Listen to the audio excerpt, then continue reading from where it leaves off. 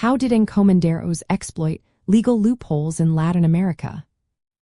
Imagine a system meant to protect indigenous communities but turned into a tool for wealth and power.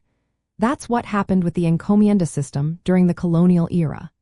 Encomenderos, or Spanish landholders, were given rights to indigenous labor and tribute.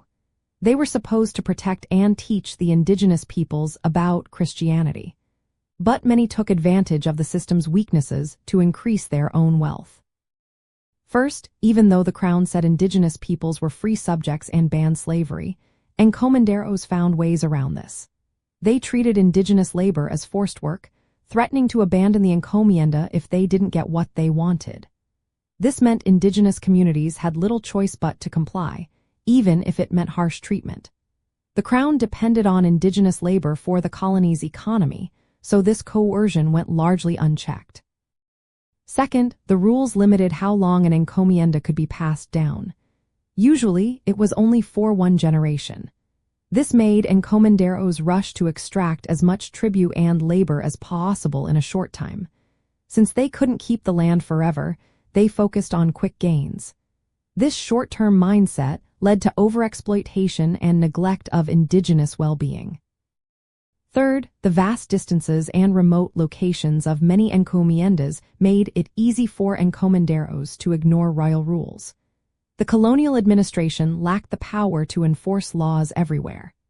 Encomenderos often resorted to violence and threats to get more work from indigenous peoples.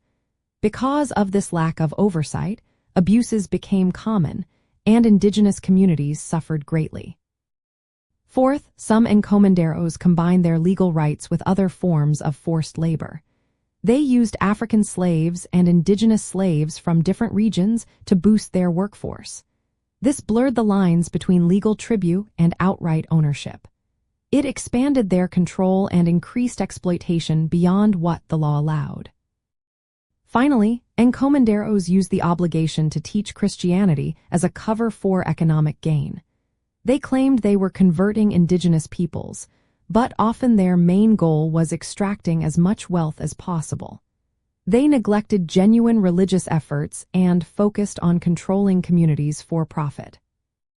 In short, encomenderos exploited legal loopholes by coercing indigenous labor under false pretenses, rushing short-term gains, ignoring royal oversight, mixing in slavery, and twisting religious duties into economic tools. These actions led to severe suffering for indigenous peoples and left a lasting mark on Latin American society.